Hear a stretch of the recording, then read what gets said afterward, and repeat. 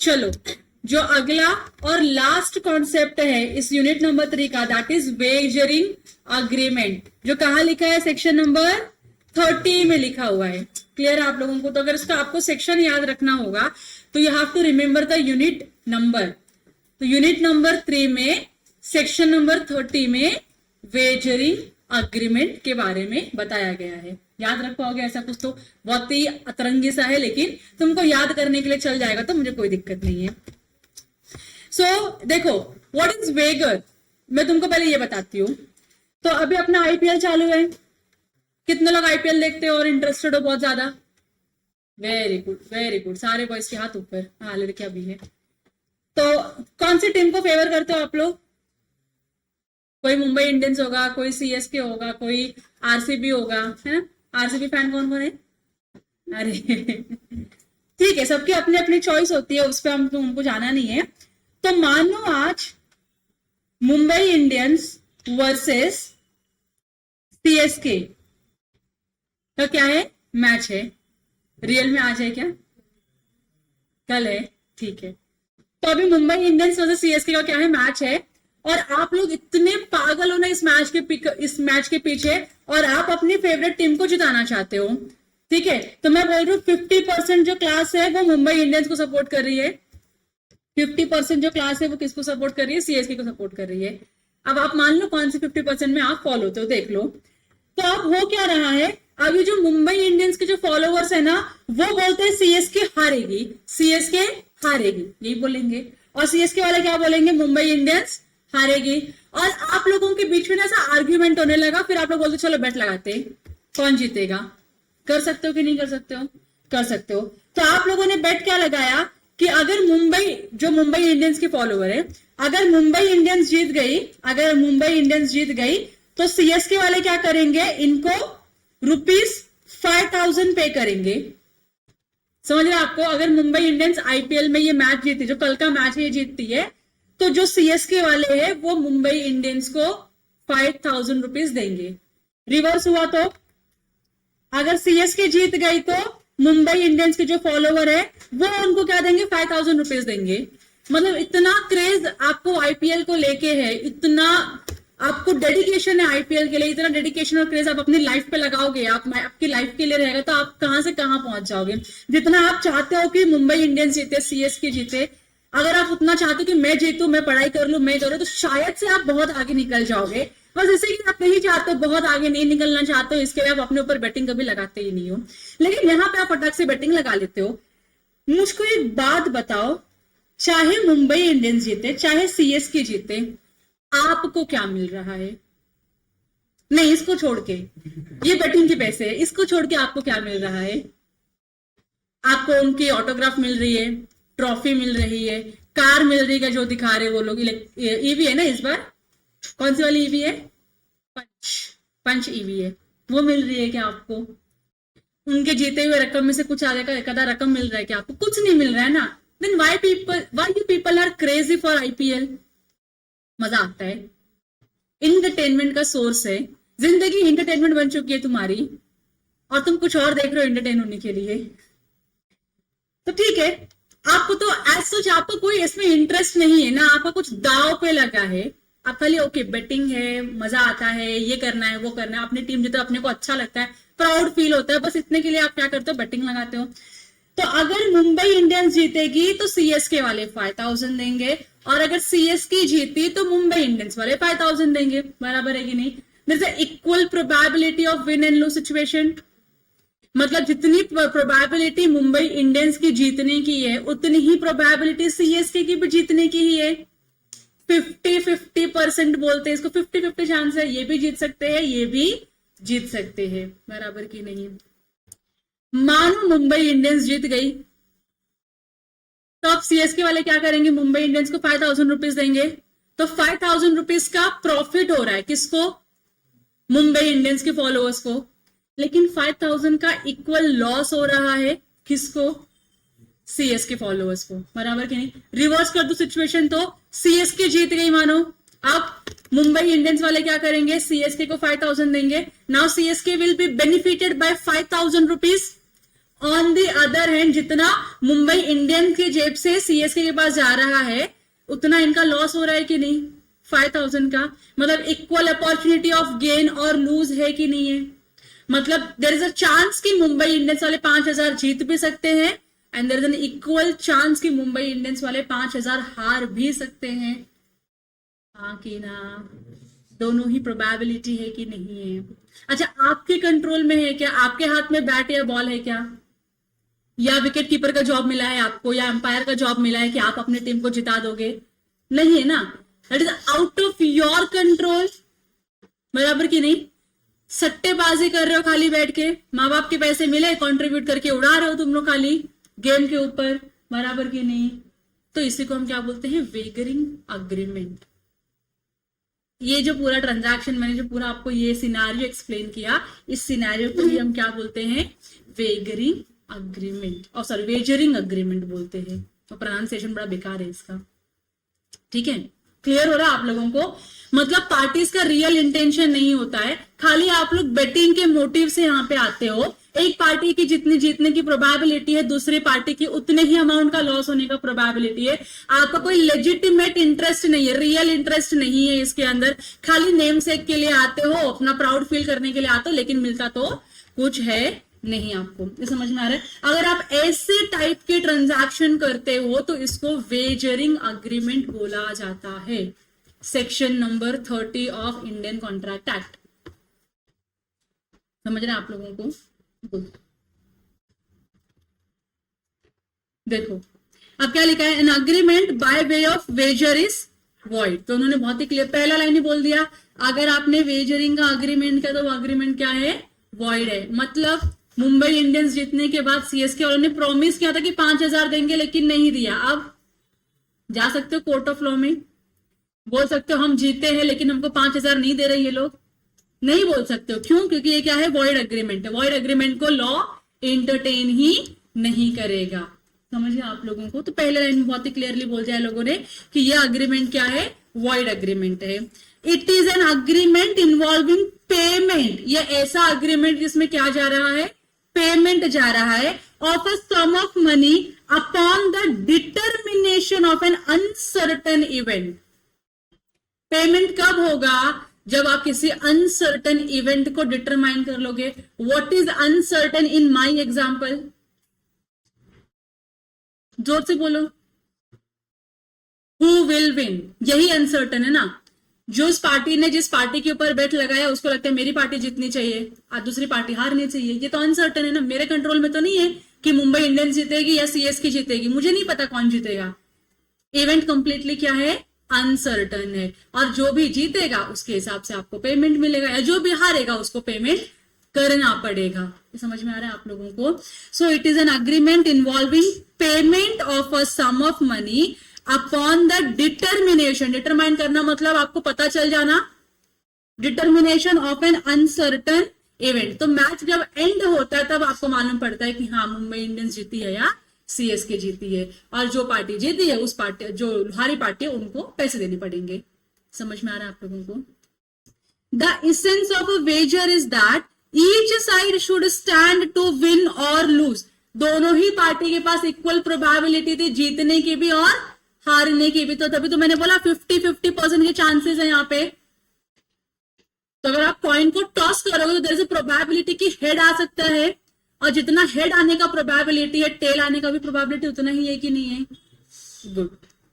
Depending on the way an uncertain event takes place in reference to which the chance is taken and in the occurrence of which neither of the party has any legitimate interest, तो उसका determination क्या होगा, जिस पे भी आपने जो भी आपने चांस लिया उसके जो आउटकम है उसके ऊपर डिपेंड करता है, और जो भी पार्टीज है उनका कोई लेजिटिमेट इंटरेस्ट इस कॉन्ट्रैक्ट में या इस अग्रीमेंट में नहीं होता है। अगर ऐसे कुछ टर्म्स एंड कंडीशंस को आप सेटिस्फाई कर लेते हो तो जो भी टाइप का आपने अग्रीमेंट एंटर किया उस अग्रीमेंट को हम क्या बोलेंगे, वेजरिंग अग्रीमेंट बोलेंगे। क्लियर हो गया? हम यहाँ पे एग्जाम्पल है, एग्जाम्पल क्या लिखा है देखो, ए अग्रीज टू पे 50,000 टू बी। ए बोलता है मैं तुझको कितना पे करेगा, 50,000 पे करेगा। क्यों पे करेगा? इफ इट रेन्स, अगर क्या होगी, बारिश होगी। अगर बारिश हो गई तो ए बी को 50,000 रुपीज पे करेगा। बताओ, बारिश करना ए के हाथ में है, ए का कोई लेजिटिमेट इंटरेस्ट होगा इस बारिश होने से? कुछ नहीं होने वाला है। अच्छा, देयर इज अ प्रोबेबिलिटी कि ए जीत भी सकता है, ए हार भी सकता है, यस और नो। तो कुछ तो चीजें हमारा देख रहे हैं कि हम सेटिस्फाई हो रहा है ना इसके अंदर। तो ये क्या है? वेजरिंग अग्रीमेंट है। And B promises to pay a like amount to A if it does not rain. दोनों हैंड से यहाँ पे बी बोलता है अगर बारिश नहीं हुई तो मैं तुझको 50,000 देगा। अब दोनों के ही हाथ में बारिश करना तो नहीं लिखा हुआ है, तो कोई भी जीत सकता है, कोई भी हार सकता है। The agreement will be by way of wager, but if one of the parties has control over the event, अगर किसी एक पार्टी के कंट्रोल में है ये इवेंट, जो हम अनसर्टन इवेंट की बात कर रहे हैं ना, अगर किसी एक पार्टी के कंट्रोल में है वो अनसर्टन इवेंट, तो वो वेजर नहीं होगा, क्योंकि ये अनकंट्रोलेबल होना चाहिए ना। अभी मैं टॉइन अगर मैं कॉइन को टॉस करूंगी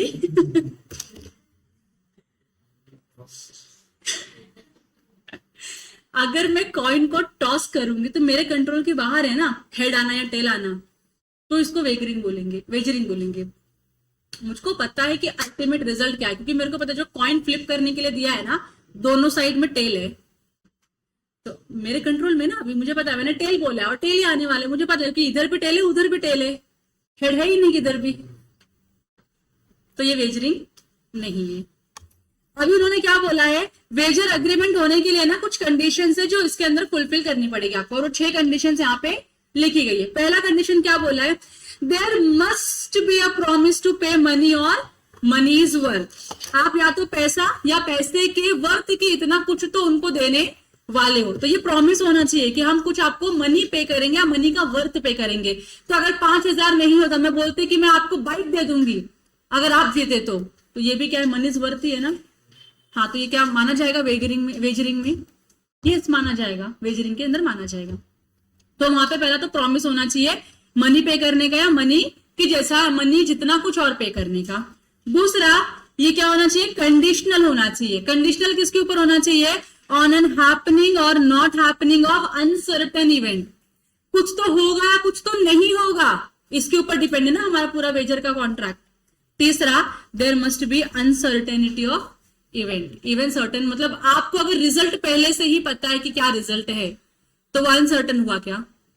जो चीज आपको पहले से पता, जैसे अभी आप एग्जाम देकर आते हो, सीए फाउंडेशन की एग्जाम दोगे, अब रिजल्ट तो आएगा 1-1.5 महीने के बाद, अनसर्टेनिटी है कि नहीं कि पास भी हो सकते हो फेल भी हो सकते हो। अगर आपको श्योर पता है कि मैं पास होने ही वाली हूं, तो अनसर्टेनिटी है क्या? नहीं, अनसर्टेनिटी नहीं है ना। अगर आपको रिजल्ट पता है कि क्या होने वाला है, आउटकम पता है कि इस कॉन्ट्रैक्ट का या इस अग्रीमेंट का आउटकम यही है, तो कोई अनसर्टेनिटी है नहीं। आपने पहले से डिटरमाइन कर लिया, आपको पता चल गया कि हाँ ये ऐसे ही होने वाला है। जैसे 12th की रिजल्ट आना, आपको डाउट है किधर भी आप फेल होने वाले हो, आपको पता है 90 से कम मार्क्स आया तो बुरा लगेगा मेरे को, 90% से कम परसेंटेज आया तो बुरा लगेगा, बाकी मैं ओके, ये आपको डाउट है, लेकिन आपको इतना पता है कि पास तो मैं पक्का होने वाला, तो कोई अनसर्टेनिटी है नहीं। इसके लिए आपको मजा भी नहीं आता 12th के रिजल्ट में, पता है ना पास ही होने वाले हैं। तो आप 6 बजे रिजल्ट लगा, 6 बजे देखो या रात के 12 बजे देखो या अगले दिन देखो, कोई नहीं आपको बोलने वाला है, क्योंकि you know you are passed, बराबर की नहीं। वही आपको ऐसे कॉम्पिटेटिव एग्जाम्स दे दो, उसमें आपको डर लगता है, धक धक होती है, अरे यार क्या रिजल्ट आएगा पता नहीं, अरे डर लग रहा है, अरे डर लग रहा है, होता है कि नहीं, क्योंकि आपको पता है कि शायद मैं फेल हो सकती हूँ या शायद मैं पास हो सकती हूँ। ऐसा हो सकता है कि नहीं हो सकता, that is uncertainty. There must be 2 parties, definitely betting करने के लिए 2 लोग तो मिनिमम चाहिए, and each party must stand to win और लूज। तो हर पार्टी क्या है, मतलब दोनों ही पार्टी क्या है, अग्री है, या तो जीतने के लिए भी रेडी है और हारने के लिए भी रेडी है। And there must be common intention to bet, betting का इंटेंशन होना भी जरूरी है at the time of making such agreement. तो जब आप लोग भी ये 50-50% का जब आप लोग मैच प्ले कर रहे थे, तो आपको भी पता था हम बेटिंग कर रहे हैं, बाकी हमको और कुछ इससे रियलिटी में हमारे से कुछ बदल जाएगी वैसा कुछ है नहीं। और यहाँ पे लास्ट में क्या लिखा है, party should have no interest in the event except for the stake. तो आपने 5,000 रुपया लगाया ना, बस 5,000 का ही आपका इंटरेस्ट है, बाकी और कोई दूसरा इंटरेस्ट इसमें नहीं है। यहाँ तक क्लियर है आप लोगों को? अगर आप इतने 6 कंडीशंस अगर आप फुलफिल करते हो तो हम क्या बोलेंगे, ये जो आपने अग्रीमेंट में एंटर किया वो कौन सा अग्रीमेंट है, वेजरिंग का अग्रीमेंट है। यहां तक क्लियर हो गया, बस ये सेक्शन नंबर 30 बोलता है। अब आगे मुझको और 10 मिनट लगेगा, मैं पढ़ाऊंगी आपको, आपका अगला लेक्चर 10 मिनट से डिले होने वाला है, ठीक है। तब तक आपकी कॉफी भी आएगी, आप लोग आराम से कॉफी पीते रहना। अब आप लोगों को वेजरिंग समझ में आ गया क्या होता है। अब आपको ऐसे कुछ ट्रांजैक्शन समझने हैं। देयर आर सर्टेन ट्रांजैक्शन जो सुनने के बाद ऐसा लगता है कि ये तो बेटिंग किया तुमने, तो स्पेक्यूलेशन है, ये तो सट्टेबाजी है, हाँ कि ना। तो ऐसे कुछ ट्रांजैक्शन है जो क्या है, वेजर है। And there are certain transaction जो लगते हैं वेजर जैसे लेकिन वो है नहीं। ये दोनों आपको कॉन्सेप्ट कवर करना है कि कुछ ट्रांजैक्शन ऐसे हैं जो वेजर जैसे लगते हैं और वो है वेजर ट्रांजैक्शन, और कुछ ट्रांजैक्शन ऐसे हैं जो वेजर जैसे नहीं लगते बट स्टिल वो जो वेजर जैसे नहीं है और वो वेजर नहीं होते हैं, नहीं वेजर जैसे होते हैं लेकिन वेजर नहीं होते हैं, सिंपल। सो ट्रांजैक्शन मैं लिख देती हूं तो मुझे भी ऐसा कंफ्यूजन नहीं होगा। कुछ ऐसे ट्रांजैक्शंस है जो लुक्स लाइक वेजर और ये क्या होते हैं, वेजर होते ही, और ये वेजर अग्रीमेंट होते ही है। कुछ ट्रांजैक्शन ऐसे हैं जो लुक्स लाइक तो होते हैं वेजर, हाँ कि शायद आप पढ़ोगे तो शायद आप बोलोगे हाँ नहीं ये वेजर ट्रांजैक्शन है, but they are not wagering और वेजर अग्रीमेंट।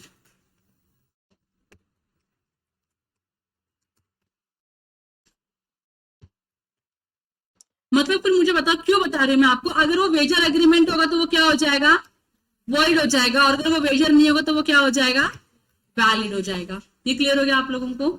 चलो अब पहला ट्रांजैक्शन इसमें से है जो हर बार आप सुनते हो, that is lottery transaction. Lottery में क्या आप क्या करते हो, खाली एक टिकट परचेज करते हो, टिकट पे जो आपके नंबर है और जो न्यूज़पेपर में नंबर आ रहा है जिसकी लॉटरी लगती है, अगर वो मैच कर गया तो आप जीत गए, बराबर कि नहीं, नहीं मैच किया तो आप हार जाते हो। तो इसको हम क्या बोलते हैं, ये वेजरिंग अग्रीमेंट है। So lottery is a game of chance and not of skill और नॉलेज। लॉटरी जीतने के लिए आपको दिमाग की जरूरत नहीं होती है, खाली क्या करना पड़ेगा, आपको टिकट परचेस करना पड़ेगा।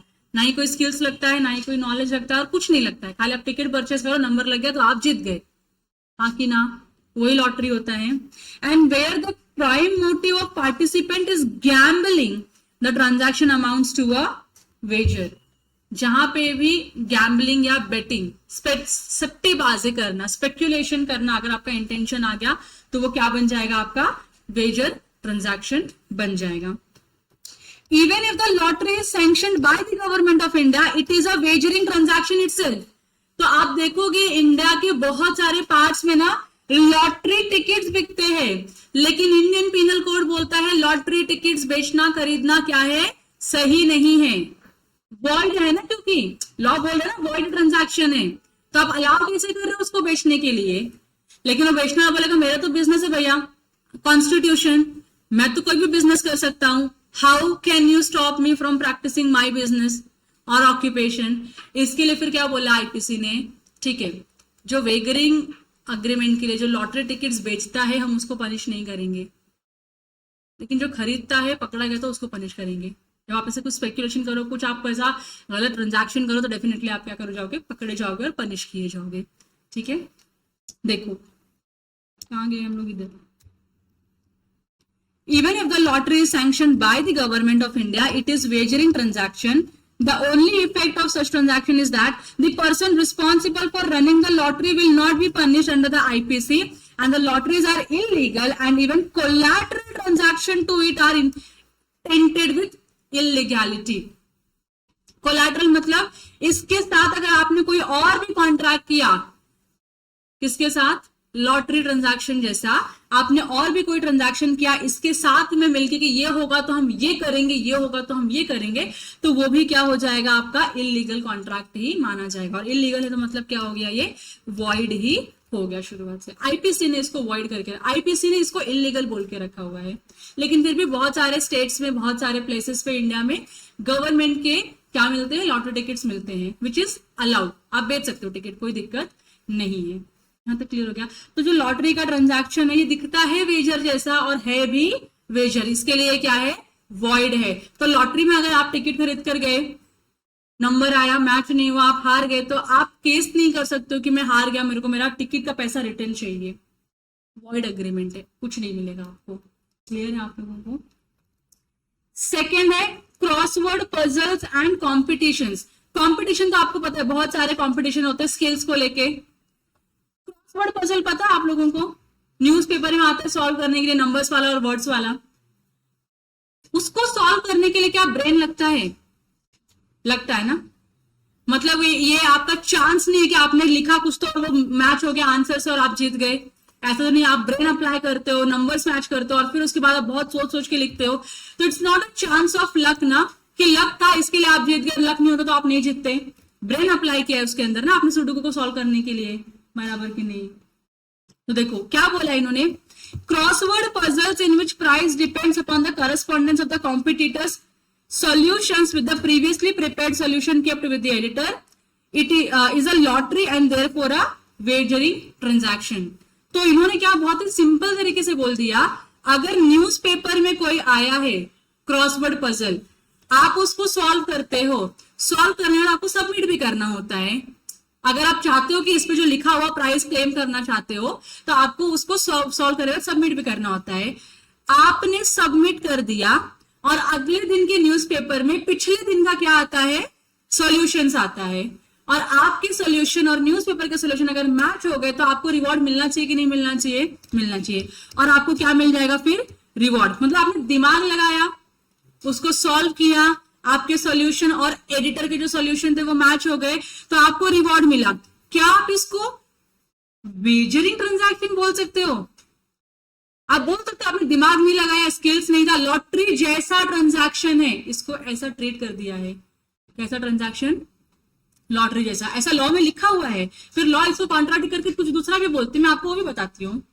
तो इन्होंने क्या बोला, अब तक आपको जितना भी आपने क्रॉसवर्ड पजल सुना उतने के हिसाब से आपको ये समझ में आना चाहिए कि अगर मैं क्रॉसवर्ड पजल सॉल्व करती हूँ, मेरा सोल्यूशन पिछले सोल्यूशन से मैच हो जाता है तो मैं जीत जाती हूँ और मुझे रिवॉर्ड मिलता है, तो उस रिवॉर्ड को या उस अग्रीमेंट को हम क्या बोलेंगे, वेजरिंग अग्रीमेंट बोलेंगे। यहां तक क्लियर है आप लोगों को? ये पैराग्राफ में वही बोला है कि आप क्रॉसवर्ड पजल जीतते हो या फिर कोई दूसरा कॉम्पिटिशन जीतते हो और आपको प्राइज मिलता है, तो ये क्या है, आपका वेजरिंग ट्रांजैक्शन है। लेकिन यहाँ पे केस हुआ था state of Bombay versus RMD, क्या है, चमरबंग वाला, ठीक है। अब इसमें देखो केस फैक्ट दिया हुआ है केसेस का कि a crossword puzzle was given in a magazine में आया था। Above mention clause was stated in the magazine. A solved his crossword puzzle and his solution corresponded with the previously prepared solution and held it was a game of chance and therefore a lottery, that is wagering transaction. यहाँ पे कोई बंदा है आप लोगों के जैसा smart brilliant, उसने क्या किया, मैगजीन में आया था क्रॉसवर्ड पजल, सॉल्व किया, उसके जो भी एडिटर्स ने दिया वो मैच किया सॉल्यूशन, सॉल्यूशन मैच हो गया, तो ये लोग बोलते हैं ये जो है ना, ये क्या है, वेजरिंग अग्रीमेंट है, बाकी और कुछ नहीं है। ये केस का फैक्ट था, लेकिन कंक्लूजन कुछ और निकला है। क्रॉसवर्ड पजल, पिक्चर कंपटीशन या athletic competitions where prizes are awarded on the basis of skills and intelligence are the game of skills, बराबर कि नहीं। आप ब्रेन यूज कर रहे हो, आप अपना फिजिक्स यूज कर रहे हो, तब जाके आप कोई कंपटीशन को जीत रहे हो ना, तो आप कैसे बोल सकते हो कि ये ट्रांजैक्शन खाली क्या है, चांस था, आपका लक अच्छा था इसके लिए आप जीत गए, वरना आप नहीं जीतते, ऐसा बोलना चाहिए क्या? तब तो जितने भी हमारे पास कॉम्पिटिटर्स है, जो जीते हुए जो बड़े बड़े प्लेयर्स है, सारे लोग वेजरिंग ट्रांजैक्शन कर रहे हैं। उन्होंने क्या बोला आगे, ये सारा जो है ना, जो आप अपने स्किल्स और टैलेंट यूज करके जो आप कंपटीशन जीतते हो, वो गेम ऑफ स्किल्स है, चांस नहीं है, गेम ऑफ स्किल है, and hence such competitions are valid competitions. यहां तक क्लियर है? फिर आगे क्या लिखा है देखो, प्राइस कंपटीशन एक्ट करके एक एक्ट है इंडिया में, जो सारे जो भी कॉम्पिटिशंस होते हैं उसके प्राइस को रेगुलेट करता है। The competition in a game of skills are not wagers. इन्होंने भी क्या बोला, अगर आप यहाँ पे स्किल अप्लाई करते हो, देखो लॉटरी में आपका स्किल नहीं लगता, अग्रीड, तो इसको हम उसको वेजर ट्रांजैक्शन बोल सकते हैं। लेकिन एथलेटिक्स जीतना, क्रॉसवर्ड पजल जीतना, या बाकी के जो कॉम्पिटिशन्स होते हैं वो जीतना, तो इसमें तो स्किल्स लगता है ना, टैलेंट लगता है कि नहीं लगता है। आज रोनाल्डो, जो रोनाल्डो है वो चांस की वजह से नहीं, और मेहनत किया उसने, तब जाके वो रोनाल्डो बनाए, तब जाके वो मेसी बनाए, बराबर की नहीं। ऐसे ही नहीं उठ के मतलब आपने बोला ओ बहुत अच्छा प्लेयर है, मेहनत लगी है उसके पीछे उनको, हाँ कि ना। तो ये गेम ऑफ स्किल है, गेम ऑफ चांस नहीं है, इसके लिए कॉम्पिटिशन क्या है, वैलिड है, और ये वेजर नहीं है। आगे क्या लिख दिया, provided the prize money does not exceed ₹1000। मतलब अगर आप क्रॉसवर्ड पजल जीतते हो, या आप ऐसे कुछ कॉम्पिटिशन्स जहां पे स्किल्स यूज होता है, आप वो जीतते हो, और उसमें प्राइज क्या है, प्राइस क्या है, मोर देन ₹1000 है, तो ये क्या माना जाएगा, वेजर माना जाएगा। अगर प्राइस लेस देन या अप टू ₹1000 है, तो उसको हम क्या बोलेंगे, नॉट अ वेजर। क्लियर आप लोगों को?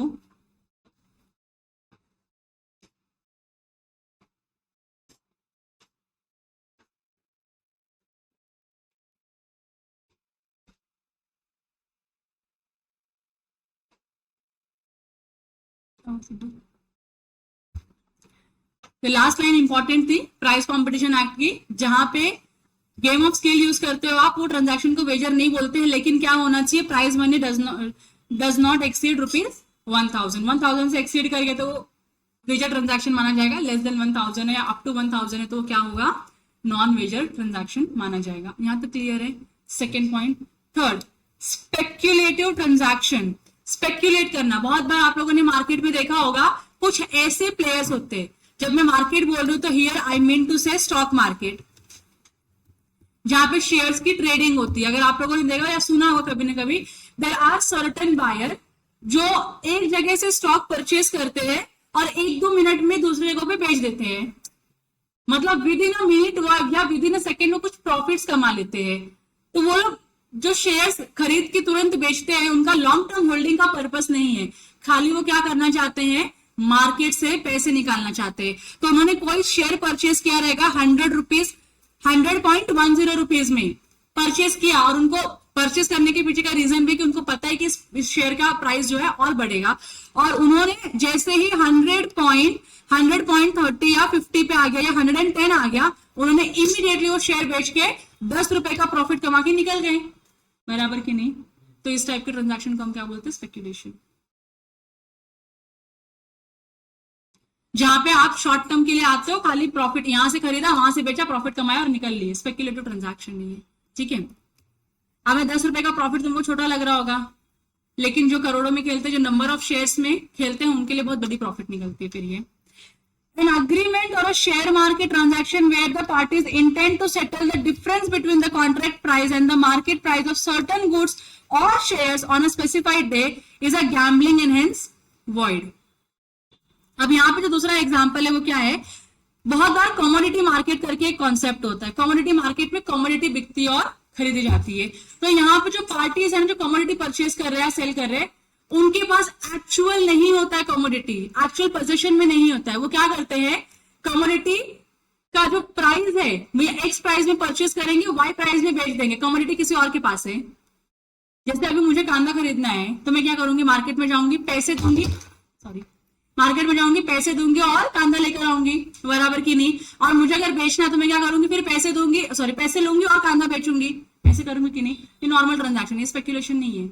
लेकिन मैंने क्या बोला, तुम्हें जो कमोडिटी है ना, ये अपने पास रखो, मुझे कमोडिटी नहीं चाहिए। इसका सेल प्राइस क्या, आप मुझको बताओ, तो सामने वाला पर्सन सेल प्राइस बताएगा, मेरे लिए परचेज प्राइस हो गया, मैंने परचेज किया, से फॉर एग्जाम्पल ₹50 में मैंने परचेज किया, एंड देन इमीडिएटली मैंने इसको 60 में सेल कर दिया, तो मेरे पास कांदे का पोजीशन आया ही नहीं, किसी और के पास पड़ा है वो। मैंने खाली क्या किया, प्राइस में डील किया, प्राइस में। तो मेरे को यहाँ पे मार्जिन मिला ₹10 का। ये मेरा क्या है, स्पेक्यूलेशन, स्पेक्यूलेटिव ट्रांजैक्शन है।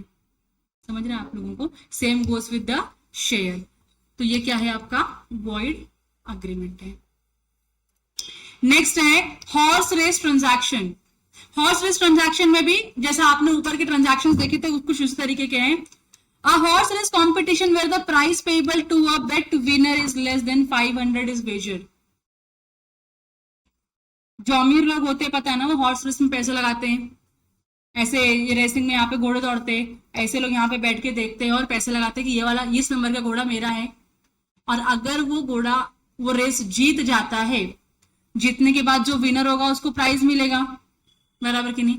अब अगर इस विनर की प्राइस जो है, जो हॉर्स जीता है उसका जो विनिंग प्राइस है इज मोर देन 500 ना, तो it is not a wager. 500 से ज्यादा है तो वेजर नहीं है, लेकिन if it is less than और up to 500 then it is a Vaser.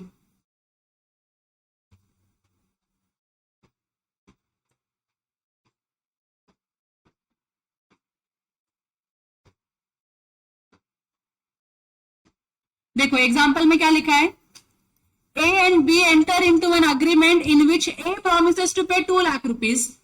A B का अग्रीमेंट हो रहा है, A बोलता है मैं तुमको 2 लाख रुपया पे करूंगा, प्रोवाइडेड चेतक, चेतक एक घोड़े का नाम है, Chetak wins the horse race competition.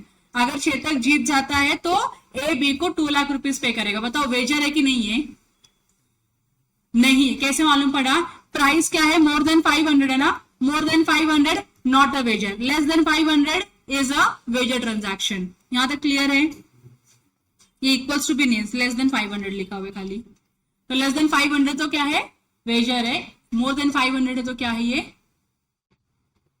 Sorry, less than 500 तो not, less than 500 is wager and more than 500 और 500 इज नॉट अ वेजर, क्योंकि यहाँ पे जो लैंग्वेज लिखा है इज लेस देन 500 का लिखा है, तो यू कैन कंसिडर के 500 रुपीज अगर पे करते तो वो वेजर नहीं होगा। यहां तक क्लियर हो गया आप लोगों को? अब इन्होंने आगे एक चीज और ऐड करी है, हाउ एवर करके। सेक्शन 30 क्या था जरा बताओ मुझको, what was section 30? Wagering agreement, वही पढ़ रहे हैं हम लोग, वेजरिंग अग्रीमेंट पढ़ रहे हैं। तो ये क्या बता रहे हैं? However section 30 is not applicable in an agreement to contribute toward plate price or sum of money of the value rupees 500 or above to be awarded to the winner of horse race। तो उन्होंने क्या बोला, अगर कोई contribution भी करता है ना ये हॉर्स रेस जीतने के लिए और उसकी वैल्यू कितनी है 500 या अबव है, तो उसको भी हम वेजरिंग अग्रीमेंट में कंसिडर नहीं करेंगे। बस, ज्यादा कुछ नहीं है। अब नेक्स्ट और जो लास्ट पार्ट बचा है that is transactions which resembles as a wagering transaction but are not void, क्योंकि वो वेजर ट्रांजैक्शन में है ही नहीं, इसके लिए वो वॉइड नहीं होते हैं। तो ये लास्ट पार्ट है आपका। तो पहला है चिट फंड। चिट फंड आपको पता है ना, वो कंट्रीब्यूशन करो, जमा करो और एक महीने में या साल में एक बार उठा के दे दो पैसे सबको, काइंड ऑफ। तो चिट फंड को क्या करके रखा है? वेजर के स्कोप से बाहर निकाल के रखा है कि नहीं, चिट फंड को हम टच नहीं करेंगे। Wager is different, chit fund is different. In case of a chit fund, a certain number of persons decided to contribute a fixed sum for a specified period, and at the end of the month, amount so contributed is paid back to the lucky winner or the lucky draw। पता रहेगा आप लोगों को, BC वगैरह खेलते हैं लोग, खेलते नहीं मतलब वो उनका कुछ चलते रहता है ना, ये वही है। वो क्या है? चिट फंड का बिजनेस है। चिट फंड का बिजनेस लगता है कि वेजर है लेकिन वेजर नहीं है, ये वैलिड ट्रांजैक्शन है। चिट फंड के लिए अपना एक लॉ बना है अलग से, उसको रेगुलेट करने के लिए, ठीक है। अगला है कमर्शियल ट्रांजैक्शन और share market transaction. In this transaction in which the delivery of goods or shares intended to be given do not amount to wagers। ऊपर जो हमने स्पेकुलेशन पढ़ा था उसमें शेयर्स या कमोडिटी की डिलीवरी नहीं हो रही थी, खाली हम प्राइस में डील कर रहे थे। प्राइस आया, प्राइस गया, खत्म, प्रॉफिट मार्जिन तेरा। समझ में आ रहा है आप लोगों को? तो वो स्पेकुलेशन था, इसके लिए वो वेजर था।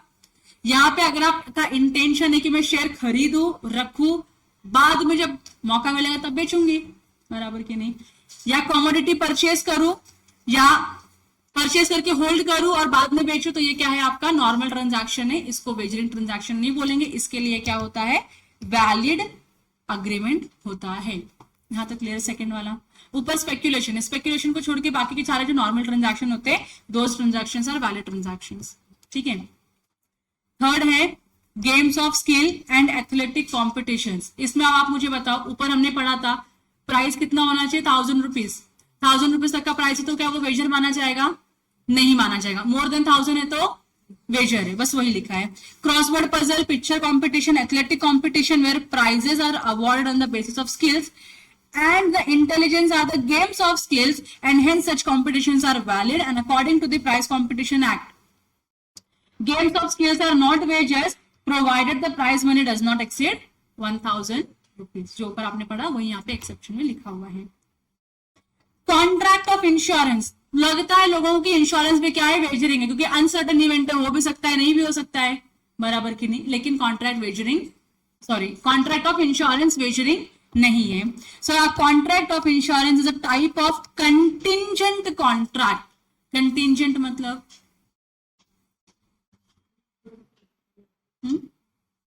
अगेन अनसर्टन है, which may happen which may not happen.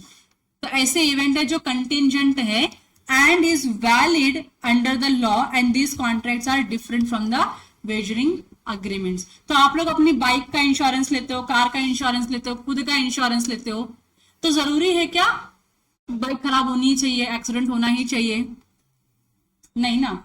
अच्छा, अगर बाइक का आपने इंश्योरेंस लिया और इंश्योरेंस की वैलिडिटी पीरियड में ही बाइक खराब हो गई तो आपको क्लेम मिलेगा कि नहीं मिलेगा, मिलेगा।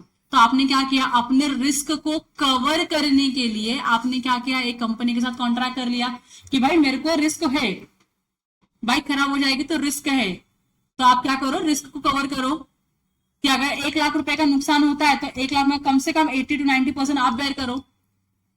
उसके लिए मैं क्या पे करता हूं, आपको प्रीमियम पे करता हूं। तो ये वेजरिंग ट्रांजैक्शन नहीं है, समझ में आ रहा है, स्पेक्यूलेशन नहीं है।